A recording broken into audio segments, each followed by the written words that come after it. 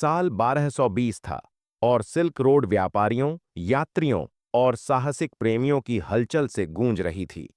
हजारों मीलों में फैला यह प्राचीन व्यापार मार्ग पूर्व को पश्चिम से जोड़ता था, जिसमें केवल वस्तुएं ही नहीं बल्कि कहानियां, विचार और रहस्य भी ले जाए जाते थे। इन्हीं व्यस्त कारवां में एक युवा महिला अमीना थी, जिसकी यात्रा किस्मत, महत्वाकांक्षा और रहस्य के साथ जुड़ी हुई थी। अमीना समरकंद में एक रेशम व्यापारी की बेटी थी, जो सिल्क रोड के सबसे चमकदार शहरों में से एक था। उसके पिता यूसुफ अपनी बुनाई की कहानियों की तरह ही महीन रेशम बेचने की कला के लिए जाने जाते थे, लेकिन उनकी किस्मत उस समय डगमगा गई जब एक प्रतिद्वंद्वी व्यापारी ने यूसुफ पर खान्स-कोर्ट को धोखा देने का आरोप लगाया। अपनी स्थिति और संपत्ति छीनने के बाद यूसुफ ने अपनी जमीन पर दोबारा खड़े होने के लिए संघर्ष किया और अमीना की तेज बुद्धि और स्थिर हाथों पर निर्भर रहने लगे। एक दिन जब अमीना अपने पिता के साथ रेशम के एक थान को ठीक करने में मदद कर रही थी, एक अजनबी उनके साधारण दुकान में आया। वह लंबा था, उसका चेहरा अनुभवी और उसकी आंखें गहरी धूसर थीं, और उसके कपड़े ऐसी स्थिति में थे जो धन और थकान दोनों को दिखाते थे। मैं एक महत्वपूर्ण यात्रा के लिए सबसे अच्छा रेशम चाहता हूं, उसने उस रेशम की तरह ही चिकनी आवाज में कहा। अमीना की प्रवृत्ति ने उसे बताया कि यह आदमी एक साधारण व्यापारी से ज्यादा था। हमारे पास वह है जो आपको चाहिए, अगर आप उसे खरीदने में सक्षम हैं, उसने कहा, रेशम की घटती हुई अलमारियों की ओर इशारा करते हुए। आदमी की नजर कुछ समय के लिए उस पर ठहर गई, फिर उसने सिर हिलाया। जैसे ही उसने सामान की जांच की, उसने आगे के रास्ते के खतरों के बारे में पहेलियों में बात की, डाकुओं और पश्चिम में विद्रोह की फुसफुसाहटों के बारे में। फिर अपनी आवाज को धीमा करते हुए उसने पूछा, क्या तुम एक रहस्य संभाल सकती हो, युवा लड़की? अमीना के दिल में उत्सुकता जाग उठी। यह रहस्य पर निर्भर करता है, उसने जवाब दिया। आदमी हल्के से मुस्कुराया और अपने बैग से एक छोटा सजावटी स्क्रॉल केस निकाला। यह एक ऐसे स्थान का नक्शा है जिस पर कुछ ही लोग विश्वास करते हैं। टकलामाकन रेगिस्तान के गहरे में छुपा हुआ एक शहर। इसके खजाने किसी भी साम्राज्य के खजाने से ज्यादा कहे जाते हैं, लेकिन वहां पहुंचने के लिए कौशल और विवेक की आवश्यकता है। मुझे सिल्क रोड के रास्तों को जानने वाले किसी व्यक्ति की आवश्यकता है जो मेरे साथ चले। अमीना की सांस थम गई।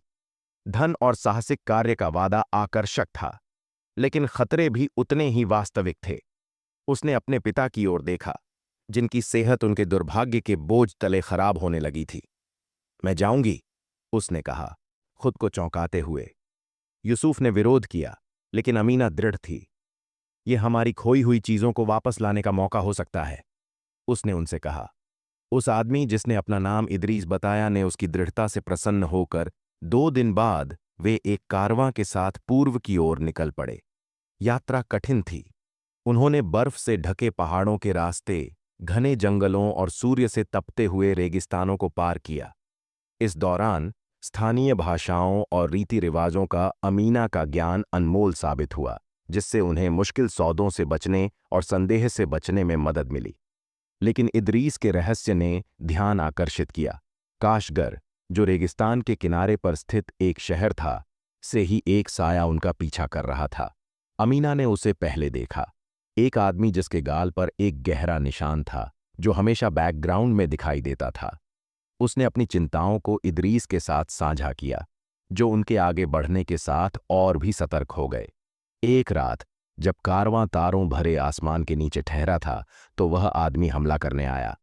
अमीना तंबू के बाहर किसी झगड़े की आवाज सुनकर जाग गई। अपने सामान में छिपी हुई एक खंजर को पकड़कर वह बाहर भागी और इदरीस को हमलावर से जूझते हुए पाया। बिना हिचकिचाए उसने आदमी पर हमला किया, जिससे वह पीछे हटने पर मजबूर हुआ। वह वापस आएगा, इदरीस ने चेतावनी दी, क्योंकि उसने स्क्रॉल केस के फटे हुए किनारे की जांच की।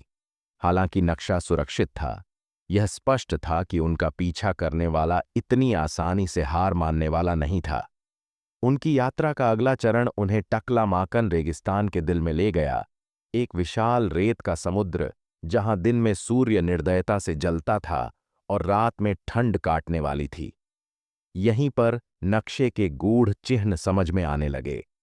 प्राचीन प्रतीकों में वर्णित स्थलों ने उन्हें मार्गदर्शन दिया। हालांकि पानी और आपूर्ति की कमी ने उनकी सहनशक्ति की परीक्षा ली। अंत में हफ्तों की कठिनाई के बाद वे ऊंची चट्टानों से घिरी एक छिपी हुई घाटी में पहुंचे। इसके भीतर एक ऐसा शहर था जो झिलमिलाते गुंबदों और जटिल नक्काशियों से भरा था।